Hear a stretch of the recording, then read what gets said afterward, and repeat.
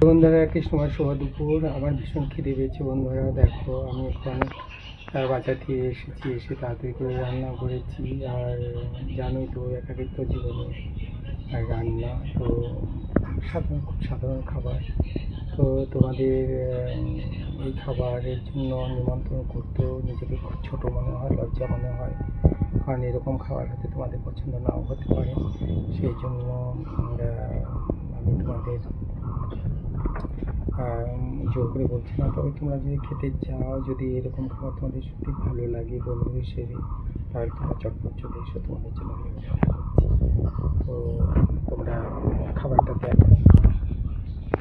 এই যে বন্ধুরা দেখো, এটা আমার ছোটোবেলার খাবার থাল, মানে থালা, ছোটোবেলার খাবারের থালা। এটা আজকে মনে পড়লো, এর জন্য এটা করছি। দেখো, এটা পুঁই শাক ভাজা, এটা কারকোল ভাজা, আর এখানে কাঁঠাল বিচি, তারপর হচ্ছে সোয়াবিন, আর হচ্ছে আলু দিয়ে মাখা মাখা করে রাখা হয়েছে। আর ঠান্ডা জলের বোতল, ঠান্ডা জলের বোতলের অভাব নেই বন্ধুরা, কয়েক কিছু রয়েছে। তো যদি তোমাদের এরকম খাবার যদি তোমাদের সত্যি ভালো লেগে থাকে, তা চটপট চলে এসো। তবে একটা কথা কি বন্ধুরা জানো, এরকম খাবার আমার কাছে রাজভোগের মতো হয়, আমি নিজেকে ফিল করেছি। কখনো যদি কোনো জায়গায় বেড়াতে গিয়েছি, সেখানে হয়তো খিদে পেয়েছে, তখন এইরকম সাধারণ খাবার আমার কাছে অত্যন্ত রাজভোগের মতো। কারণ এটা আমার ব্যক্তিগত ফিল থেকে বলছি, আমার ব্যক্তিগত জীবনের যে অভিজ্ঞতা, সেখান থেকে আমি ফিল করে বলছি বন্ধুরা।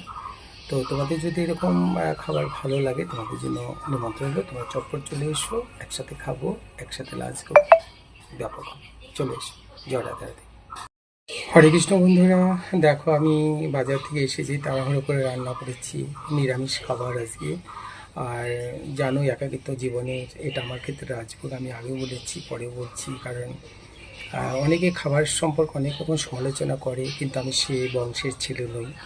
কারণ আমি যেহেতু নিজেই এরকম স্বাভাবিক খাবার খাই একাকিত্ব জীবনে, তবে একসময় আমার এরকম জীবন ছিল না। একসময় ছিল যে 4-5 পদ ছাড়া আমার খাওয়া হতো না, যেমন তোমার রান্না করলে খাওয়া হতো না, ইত্যাদি ইত্যাদি। তখন মায়ের খুব অসুবিধা হতো।